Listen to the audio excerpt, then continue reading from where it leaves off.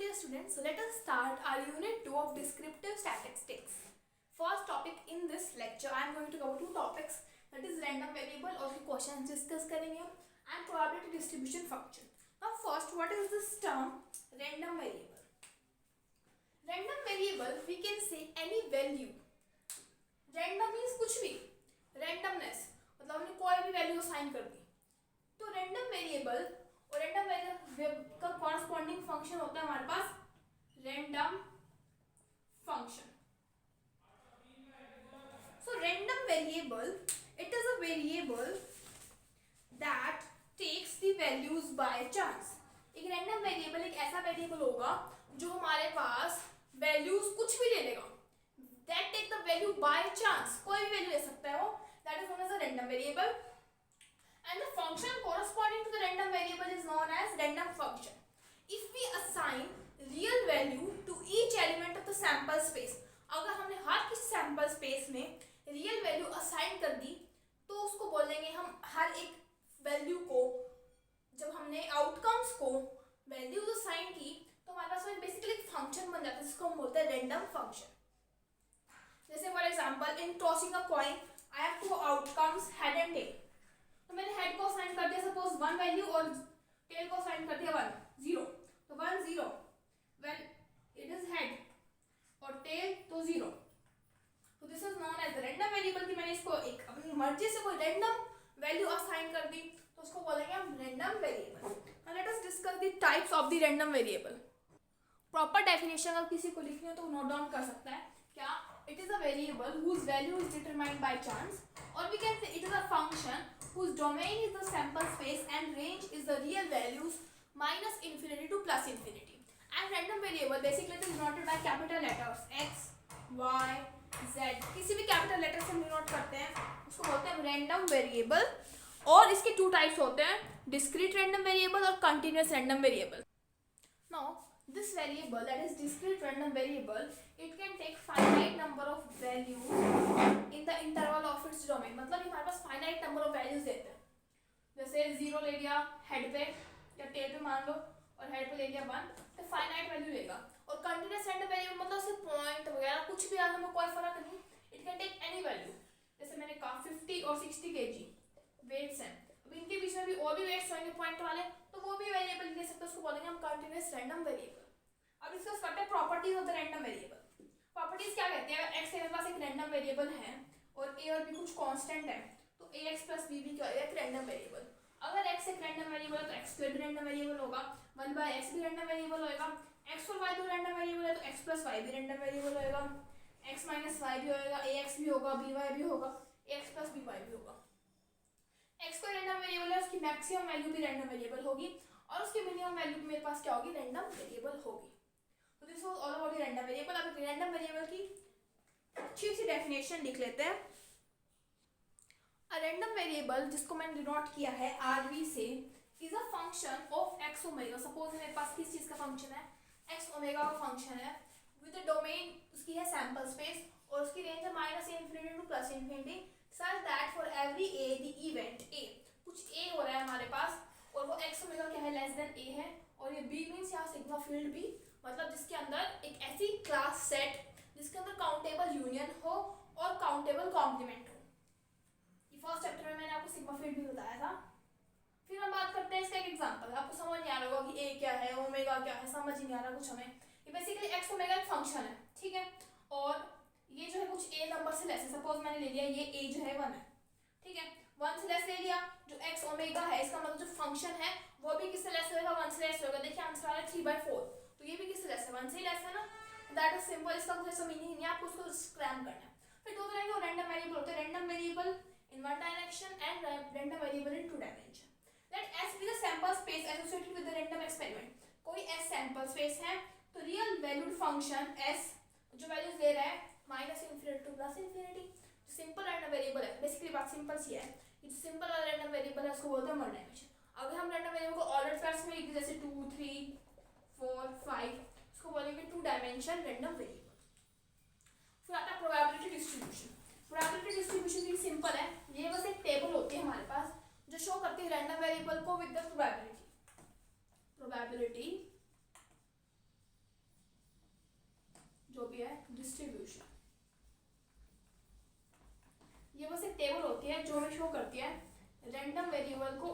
Corresponding probabilities के साथ। अब इस रैंडम वेरिएबल और प्रोबेबिलिटी डिस्ट्रीब्यूशन में बहुत सारे क्वेश्चंस बन सकते हैं। अब हम उनको डिस्कस करते हैं one by one. First question is state whether it is possible for the random experiment to have any of the following distribution. सबसे आसान क्वेश्चन है ये। देखिए ये क्या कह रहा है कि हमें शो करना है कि इनमें से कोई भी रैंडम वेरिएबल का फॉलोइंग डिस्ट्रीब्यूशन हो सकता है या नहीं हो सकता है। ठीक है, तो हमें दे रखा है 0, 1, 2, 0.4, 0.4, 0.2। पहली बात जो x है वो हमने पढ़ा था एक रियल वैल्यूड फंक्शन होता है, तो उसकी वैल्यू क्या होनी चाहिए, रियल होनी चाहिए। तो 0, 1, 2 सारी रियल है, उनकी प्रोबेबिलिटीज ये दे रखी है। अब हमें पता है कि प्रोबेबिलिटीज का सम क्या होता है, 1 होना है। तो देखते हैं 0.4 + 0.4 + 0.2 दैट इज इक्वल टू 1। इसका मतलब ये डिस्ट्रीब्यूशन जो है बिल्कुल सही है। ठीक है, फर्स्ट पार्ट था। सेकंड पार्ट में देखते हैं ये क्या है, 1, 2, 3, 5। ओके, सब रियल है। प्रोबेबिलिटीज का सम, पहली बात प्रोबेबिलिटीज का सम क्या होना चाहिए, 1 होना चाहिए। दूसरी बात प्रोबेबिलिटी जो है वो ग्रेटर देन 0 होती है। ये सारी कंडीशन, तीनों कंडीशन जो वेरीफाई होनी चाहिए, तो हमारा क्या होएगा, डिस्ट्रीब्यूशन सही होगा। रियल है, इनका सम चेक कर लेते हैं। 0.2 + 0.3 + 0.2 + 0.2 that is 0.6 + that is 0.9 that is no. So distribution हमारे पास नहीं है क्योंकि सम ही 1 नहीं आ रहा प्रोबेबिलिटीज का। नेक्स्ट थर्ड वाला को बिल्कुल भी नहीं, क्योंकि यहाँ पे z जो -1 है, लेकिन हमें पता जो रैंडम वेरिएबल होता है एक रियल वैल्यूड फंक्शन होता है। This is again wrong. Next fourth is also again wrong because देखिए यहाँ पे प्रोबेबिलिटी आ रही है माइनस, और प्रोबेबिलिटी किसी की माइनस तो हो ही नहीं सकती, हमने फर्स्ट चैप्टर में पढ़ा था। फिफ्थ पार्ट सबसे अच्छा पार्ट है, इसमें क्या बोला है कि प्रोबेबिलिटी ऑफ xi जो है ये 1/2 i है, और i जो हमारे पास 1 से इंफिनिटी तक रन कर रहा है। देखिए i की वैल्यू 1 पुट करते हैं तो फर्स्ट के लिए वैल्यू आएगी 1/2, i की वैल्यू 2 पुट करते हैं तो इसकी वैल्यू आएगी 1/2 का स्क्वायर, फिर x की जगह 3 पुट करते तो आ जाएगा 1/2 का क्यूब। इनका सम करते हैं 1/2 + 1/2 का स्क्वायर + 1/2 का क्यूब अप टू इंफिनिटी। तो इंफिनिटी का फॉर्मूला क्या होता है, 8/1 - r। r है या 1/2, तो 1/2 फिर 1 - 1/2 that is equal to 1। therefore it is correct probability distribution. Now let us see next example, example number 2. Now in this question हमें probability distribution दे रखा है टेबल, और अब इसमें k डिटरमाइन करना है। ठीक है, अब k डिटरमाइन करने के लिए सिंपल चीज है कि प्रोबेबिलिटीज का सम क्या होना चाहिए, 1 होना चाहिए। डायरेक्ट हम उससे ही कर लेते हैं। तो k + k/2 + k/4 + k/8 इन सब का सम क्या होना चाहिए, 1 होना चाहिए। एलसीएम ले लेती हूँ 8, तो आ जाएगा 8k + 4k + 2k + k = 1। so 8 + 2 is 10, 14, 15, 15k = 8, तो k आ जाएगा 8/15। ठीक है, सेकंड पार्ट में क्या बोला है, x <= 2, मतलब x <= 2, इसके मतलब इसके अंदर प्रोबेबिलिटीज आएंगी 0, 1 और 2। तो 0 पे है k, 1 पे है k/2 और इस पे k/4। तो ऐसे हम ले लेते हैं 4, तो आ जाएगा 4k + 2k + k that is 4, 5, 6, 7k/4, और k की वैल्यू 8/15 कैंसिल, तो आ जाएगा 14/15। ये था, और इसमें दे रखा है 2 से बड़ा, 2 से बड़ा मतलब 3 की है k/8, k की वैल्यू पुट कर देते हैं 8/15, तो दैट इज 1/15। एग्जांपल थर्ड देखते हैं, इसमें हमें दे रखा है एक बड़ी सी टेबल दे रखी है, और फिर दे रखा है डिटरमाइन के, कुछ नहीं करना, के इन सब का सम क्या होना चाहिए, 1 होना चाहिए। तो ऐड कर देते हैं। सिंपल के वाले टर्म देखते हैं, 3 + 4 दैट इज 7, 8k 9k, यहाँ से आ जाएगा 9k, और k स्क्वायर वाले टर्म देखते हैं, 7, 8, 9, 10, 10k² = 1। तो यहाँ से इनका सम डिटरमाइन करते हैं, that is 10k² + 9k - 1 that is 10k², 10k - k - 1, 10k k + 1 minus इधर से ले लेते हैं k + 1, यहाँ से आ जाएगा k + 1 × 10k - 1। k माइनस क्यों नहीं हो सकता, क्योंकि प्रोबेबिलिटी कभी नेगेटिव हो नहीं सकती, तो k की वैल्यू आ रही है 1/10। ठीक है, अब नेक्स्ट पार्ट के लिए क्या करते हैं, k की वैल्यू आ रही है 1/10,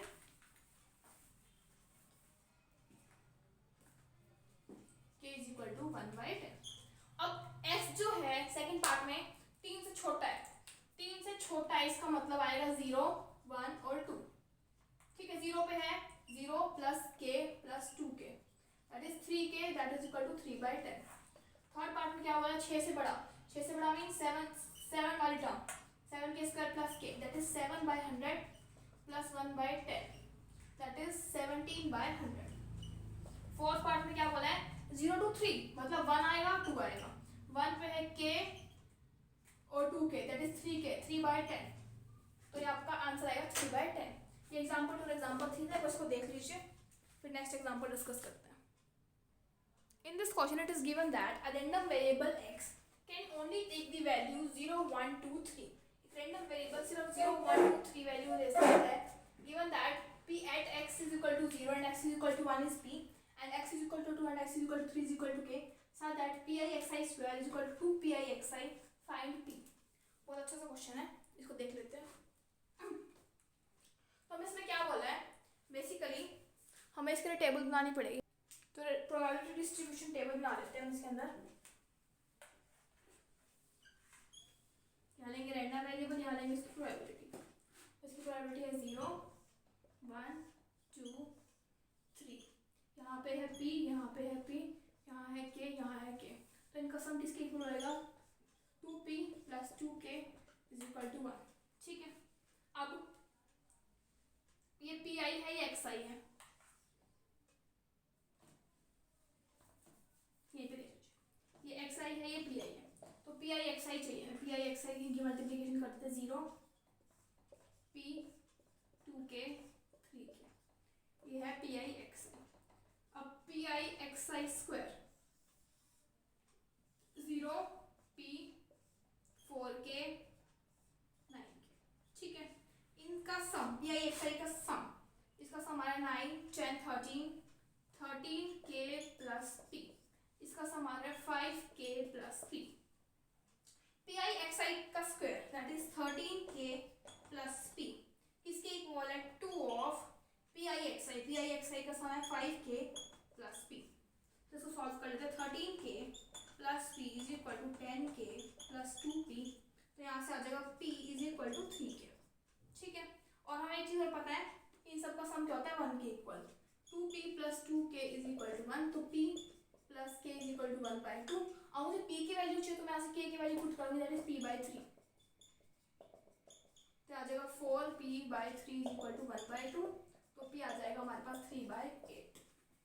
So I think this question is clear to you now. Let's see another example. Find the probability distribution of the number of heads in 3 tosses of coin। 3 coin में toss की उसकी probability distribution मानी head के लिए। देखिए coin toss करने के लिए आउटकम सीख लेते हैं पहले, HHH, HTH, HHT, THH, TTH, THT, HTT, TTT। ठीक है, पहले मैं एक लेती हूँ प्रोबेबिलिटी फॉर 1 हेड, 1 से पहले 0 हेड दे देते हैं, 0 हेड, फिर प्रोबेबिलिटी फॉर 1 हेड, फिर 2 और फिर 3। ठीक है, 0 हेड की सिर्फ एक ही है, तो इसको लिखेंगे 1/8। एक हेड की है ये तो आ जाएगा 3/8। 2 हेड के आ जाएंगे ये और ये, दैट इज 3/8, और इसकी आ जाएगी 1/8।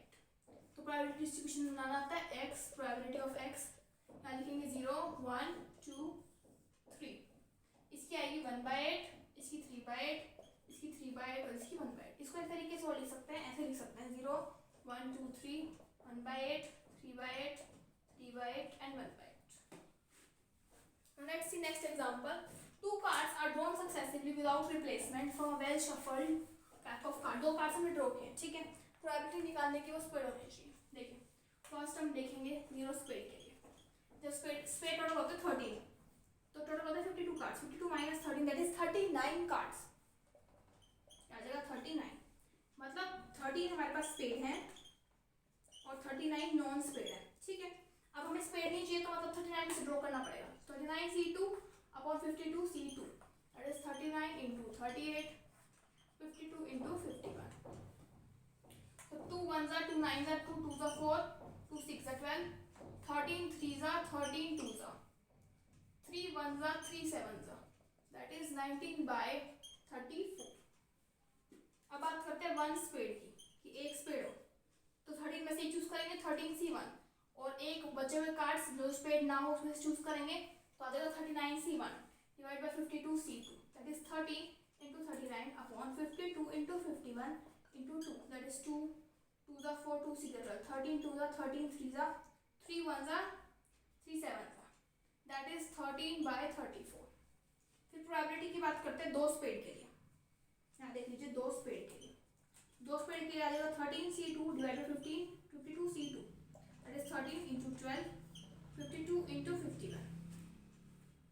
3 4 जा 3 1 जा 3 7 जा, 4 1 जा 4, 4 3 जा 12, दैट इज 1/17। तो हमारा डिस्ट्रीब्यूशन बनेगा ऐसे 0 1 2, इसके अलावा 1/17, इसके अलावा 13/34, इसके अलावा 19/34, यहाँ x और यहाँ उसकी probability. So by this your random variable and probability distribution is completed. Let's meet in the next video.